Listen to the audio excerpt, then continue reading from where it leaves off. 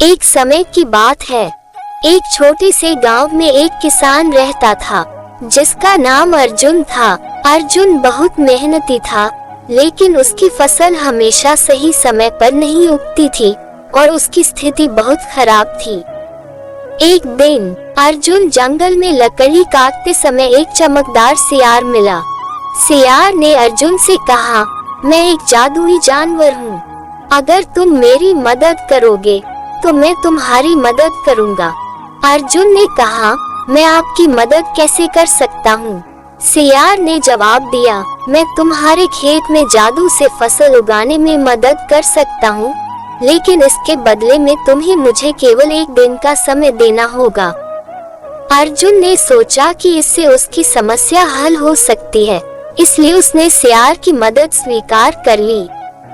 सियार ने खेत पर जाकर अपने जादुई शक्तियों से खेत में बीज बो दिए। अगले दिन खेत में हरियाली छा गई और सब्जियां और फल एक रात में ही उगाए। अर्जुन को ये देखकर बहुत खुशी हुई। सियार ने कहा, अब मैं चला जाऊंगा, लेकिन याद रखो, जब भी तुम्हें कोई परेशानी हो मेरे पास आना, तुम्हें केवल एक दिन का समय देना होगा। सियार चला गया और अर्जुन की फसल बहुत अच्छी हो गई। अब अर्जुन को कोई भी आर्थिक समस्या नहीं रही। एक दिन गांव में एक बुरी दवा फैल गई और लोग बीमार हो गए। अर्जुन ने सियार की मदद के लिए सोचा। उसने सियार को खोजने का प्रयास किया और अंततः सियार को ढूंढ लिया। सियार ने अर्जुन की मदद की और जादुई तरीके से गांव के लोगों को स्वस्थ किया। गांव के लोग सियार की मदद से बहुत खुश हुए और अर्जुन को धन्यवाद दिया।